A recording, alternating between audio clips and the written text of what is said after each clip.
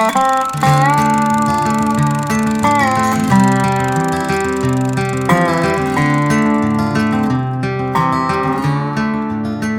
right, so what's your third question? My third? Wow, he jumps school. It's as far as 1 Corinthians 11. Woohoo! He knows where it is. I give you props. I thought we were done with that one. With 1 Corinthians 11? I apologize if we weren't. Yeah. We're done with 1 Corinthians 11? We haven't even started it. No, the last one. See, I'm hungry. So essentially, my question, to turn it into a question form for the Q&A, is what is your understanding of 1 Corinthians 11, not on the communion part, but on the first part that everyone always seems to skip with head coverings? Okay. You can go first, Jerry, if you want to. I can also go first if you want to buy some time for yourself. So I'll give you my answer. I'm kind of shaky on it. It depends on the day how I wake up. Basically, what I've come down to is my opinion is that I think this is something we probably ought to practice, and there be literal head coverings because he ties it back to Genesis. And I think Sproul said the same thing. But at the same time, the text is – there's arguments that are so good on both sides that I think this is a tertiary issue where we could go to church and differ on the issue. So if I see one girl wearing a head covering and one not, it's not a big deal. Plus, I'm going to be honest with you, I just think head coverings are like really it's kind of attractive. Like, you know, yeah. So. No, yeah. I'll give my quick answer and even give an example. So I've heard I actually listened to what R.C. Sproul thinks about this today because I was just curious to see what he thought. It is a really important thing to distinguish or to differentiate principle with custom. And so, in my opinion, I think the principle of 1 Corinthians 11 is vital to the Christian life, distinguishing between male and female. The custom by which they did it, I do not think is something that God commands us to do today. However, the reason why I don't think that is because our culture is different. So, for example, before we started this stream, we prayed. Now, I have a flat cap on. I bowed my head and I prayed. But Charlie has a headset on. Okay? That now it seems funny, but it's like kind of important. The reason why you bowed your head with a headset on is because of the culture, the technological age in which you live. Right? So to me, I think the distinction can be made between that principle and custom in 1 Corinthians 11. You sound an awful lot like Caldwell Apologetics. I'll say I disagree with him, but as far as anyone, I think I shouldn't be advocating for the other side, but I guess I am. I like that guy. And honestly, he handles the scriptures really well. So even though I disagree with how he landed on that, he was saying it's a principle thing, which I think we'd all agree at the very least, most Christians would say, well, at least the principle has to apply. The argument goes oftentimes they'll go to the cultural thing. Well, this was cultural because the argument goes in Corinth, there was a lot of prostitution and whatnot going on. And so it was more to deal with, making sure that women were modest and appropriate. And so it was this cultural argument. And my question is, it's like, well, if that was the case, Paul's not addressing that cultural modesty thing. Modesty is not even mentioned in it. So he addresses order of authority. He addresses glory. He addresses the angels, whatever that's supposed to mean. There's many different interpretations of what that means.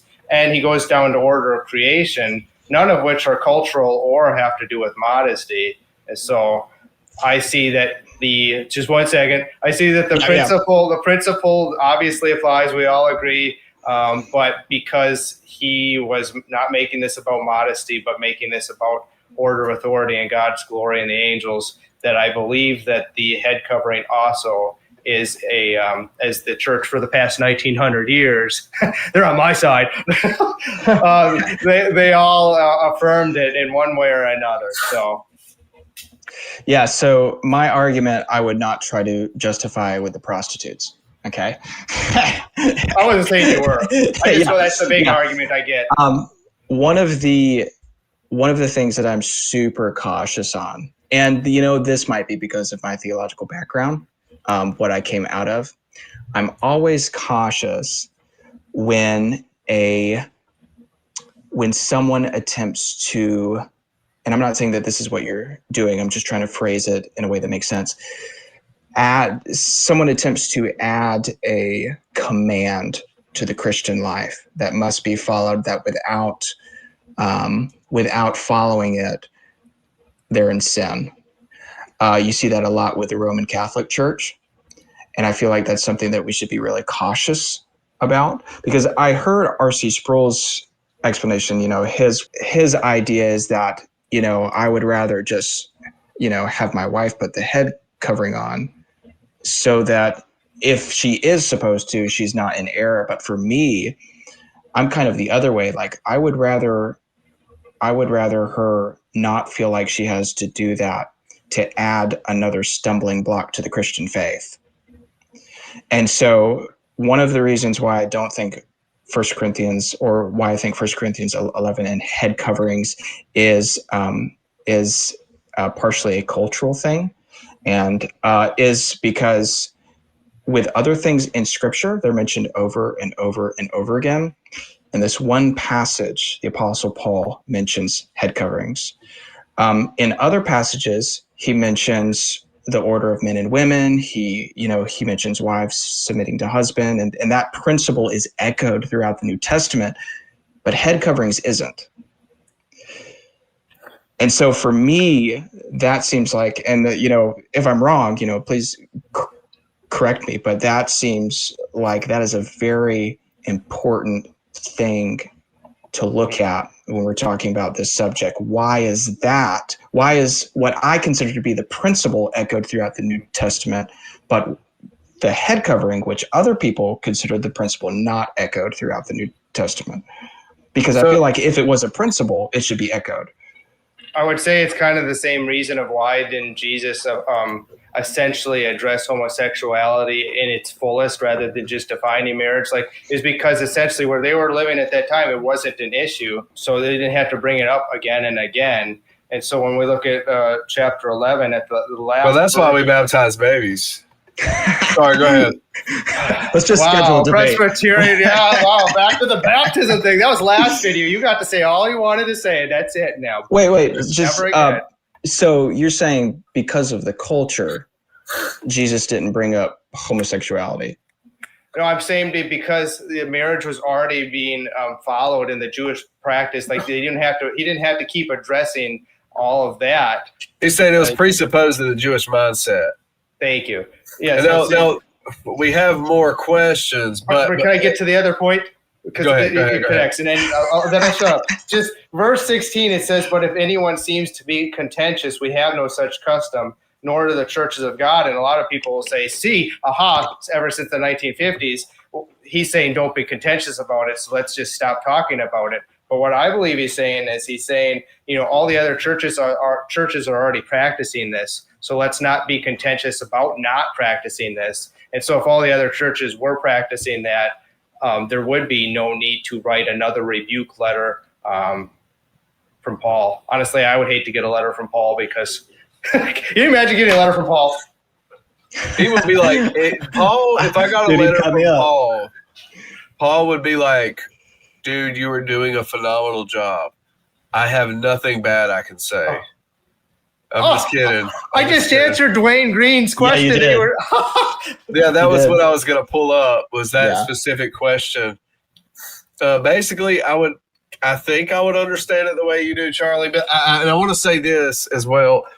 Spidey, Monk, Hunter, all your names. I want to I need more names. Some of what you said to mine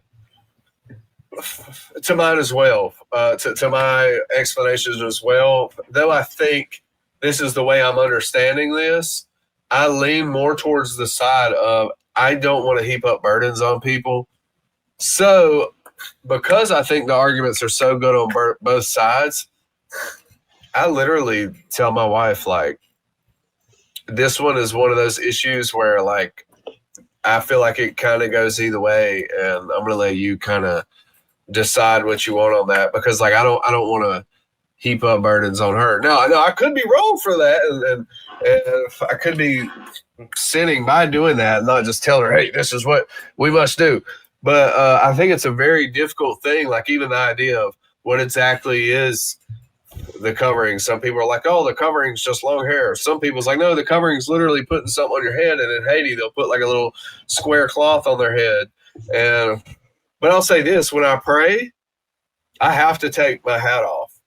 Now, part of me is like, I don't think it's a sin to wear my hat necessarily, but part of it is I was raised in the South. Like, bro, this is what you do. It's a part because of 1 Corinthians 11 for the past 1900 years. Yeah, well, tell you what, the worst. Like I didn't always have this position. Like I was afraid to read 1 Corinthians 11 pretty much my whole Christian walk, especially after I got married. Like, and I'm like, man, I don't want to read that because I'm afraid of what it's going to say. And then I started reading. I'm like, and then I look at church history, and then I look at it's the feminists that literally came into the churches, and it's like started with the Easter Bonnet Rebellion in the 1950s, essentially, and then women just started not following it. And it's like that wasn't an exegetical argument.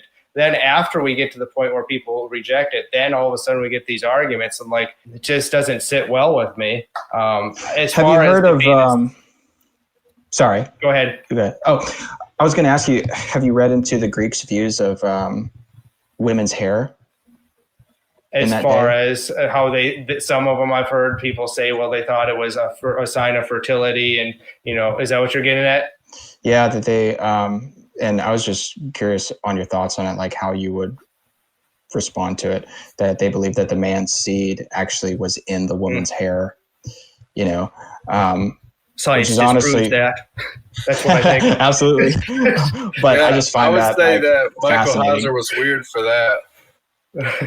That was one of his things. He was like, hey, man, women should wear head coverings because the angels might think that they're pretty and leave their abode again. Like, I mean, I heard Heiser say something odd like that. And I'm like, bro, you are a brilliant man, but that's weird. Heiser was wrong about a lot of things. Besides the fact it's not scientific, and how I think you were trying to, I don't want to say what you were trying to say, but were you trying to say that because of that Paul was addressing this cultural thing where the hair is sexualized, so cover it up? Is that what you were kind of getting at? No, I wasn't really getting at anything other than just wanting to hear your views on it. Sure. Because I've heard some people that take a position similar to mine, and they'll say that Paul, the way that Paul was speaking, he was speaking in a sensitive way to the Greeks at that time, who had these very, very odd views about their biology. Yeah. I would say a few things. The fact that Paul doesn't address it being modest is one. But that's an argument for silence, you could say. But then an argument not from silence is he's specific. He says when a woman prays, when a woman prophesies, when a man prays, when a man prophesies, which are specific times and places. And people would say, whoa, like that's hyperbolic language, just meaning all the time. I've heard that. But if that's the case, and he was saying women need to cover their hair at all times, we also have Paul talking about women not doing their hair in elaborate hairstyles, not the hairstyles itself, but they were adorning their hair in gold and stuff to show off their wealth. And if he was already saying, hey, cover all your hair because it's sexualized, why would he then be saying, this is how you should do your hair? Because it would already be covered up. So do you think it's a sin for women not to wear head coverings? Yes, but here's the thing. I think there's a lot of things that I do that I'm not aware of, that I'm in sin, and that's the grace of the Lord falling upon me. Like not baptizing your babies. Hey,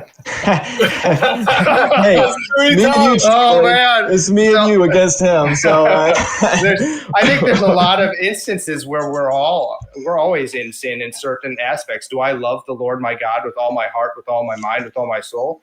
No, but is it the difference between, is it this blatant rebellion as someone's like, yeah, I see exactly what you're saying, but I'm not going to do it because I want to be in rebellion. Now we have a big issue where it's like, no, this isn't an ignorance issue. This is now a rebellion. And so I go to a church where my wife is the only one that covers her head in church. I still go up to these people. They're my brothers and sisters in Christ. I'm sure they could point to my life and be like, there's certain things that you're in sin on. And so, yeah, I think anything that we're told in Scripture to do and we don't do it, that is a sin. But the question is this a rebellious sin where our heart is blatantly against the Lord, or is this just we're ignorant because until we are in heaven, we're not fully sanctified this side of heaven, and we all have something to learn? Mm-hmm. Well, I guess my question would be, and Jerry, you can stop this at any point that you want, because I love it, man. I'm gonna stir the pot. Cool. I'm gonna stir the pot like my name was Little Toilet. You couldn't stir the pot any more than I'm used to. People hate me, so.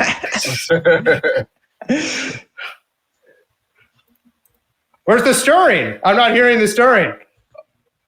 Oh, well, I was waiting for him to ask his question. And then I was going to ask, Charlie, because I know that you said when Jesus, because Jesus doesn't bring up homosexuality, but me and you would both agree that it's consistent even through the Old Testament to the New Testament what marriage is, even from the very beginning, right?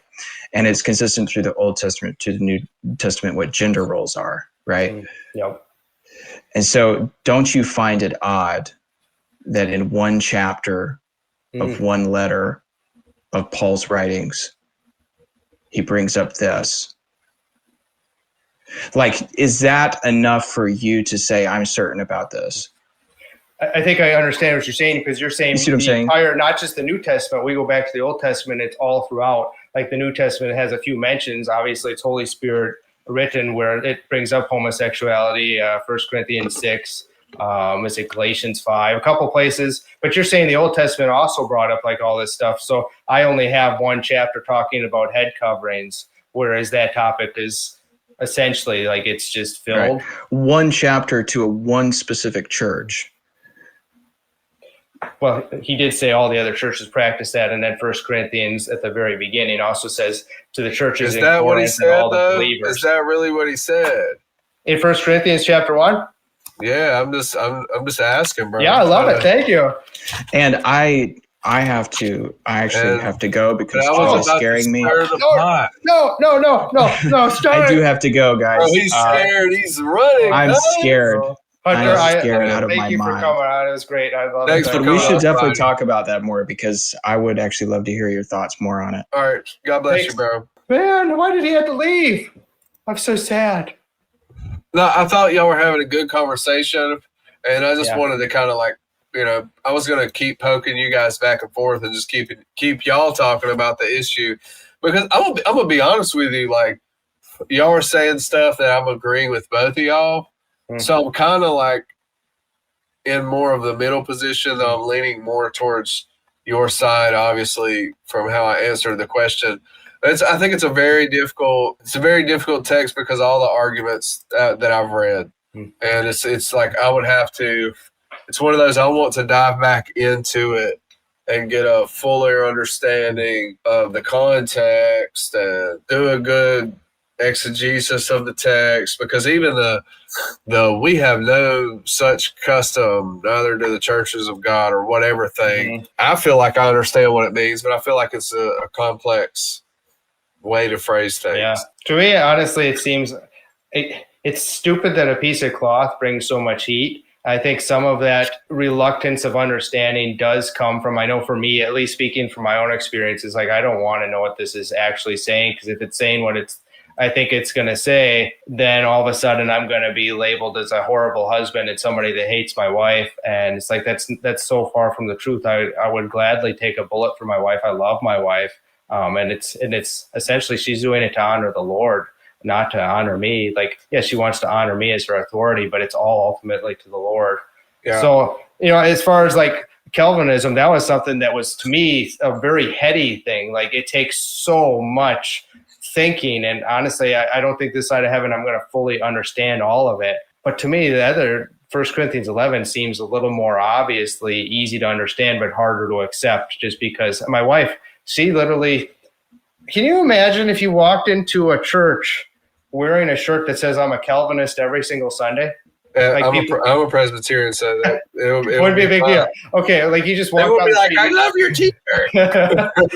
Well, for everyone else, like you could just like whatever it is, let's say you weren't an infant baptism guy and you wore a shirt that says, I'm not an infant baptism guy, and you wore that to a Presbyterian church, you'd be taking heat every week, and it's like you can't take that off. And it's like my wife, I give her credit because I am very thankful. She is courageous, and days that she just doesn't want to, she still does. Versus me, it's like I can hide that week and be like, well, on my doctrine, I don't have to discuss it every week, And not that she has to discuss it every week, but everyone knows she's wearing a symbol on her head of what she believes on a certain doctrine. And that's very commendable. And I'll say that, dude, that's amazing that she's willing to do that.